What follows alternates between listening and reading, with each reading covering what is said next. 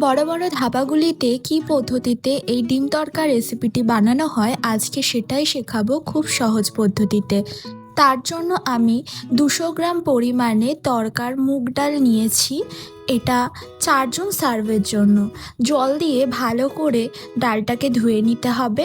একটা প্রেসার কুকারের মধ্যে ডালটা নিয়ে তার মধ্যে হাফ চামচ পরিমাণে লবণ, কিছুটা কাশ্মীরি লঙ্কার গুঁড়ো ও গোটা গরম মশলা দিয়ে পরিমাণ মতো জল দিতে হবে। দিয়ে ঢাকনা দিয়ে ভালো করে সিদ্ধ করে নিতে হবে। আমার প্রেসার কুকারের পরিমাণ অনুযায়ী আমি 10টা সিটি দিয়েছি। একটা চপারে একটা বড় সাইজের পেঁয়াজ, একটা টমেটো, কিছুটা কাঁচা লঙ্কা ও 6-7 কোয়া রসুন নিয়ে ভালো করে চপার দিয়ে চপ করে নিতে হবে। কড়াইতে পরিমাণ মতো সর্ষের তেল দিয়ে সামান্য পরিমাণে কাশ্মীরি লঙ্কা দিতে হবে। তার মধ্যে ওই চপ করে রাখা পেঁয়াজ টমেটোটা দিয়ে ভালো করে ভেজে নিয়েছি।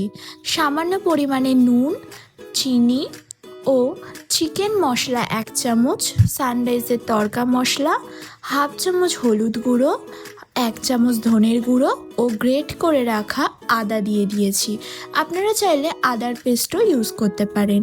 মশলাগুলো ভালো করে ভাজা হয়ে গেলে একটা সাইড করে দিয়ে 2টো ডিম দিয়ে তার মধ্যে সামান্য পরিমাণে নুন দিয়েছি।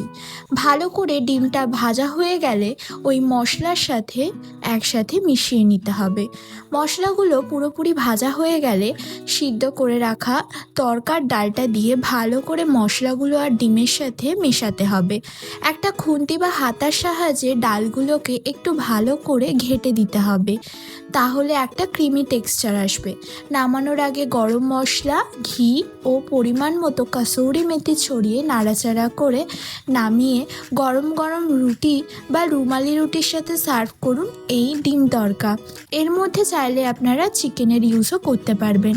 রেসিপিটা ভালো লাগলে একটা ফলো করে পাশে থাকবেন আর আমাকে অবশ্যই কমেন্টে জানাবেন কেমন লাগলো।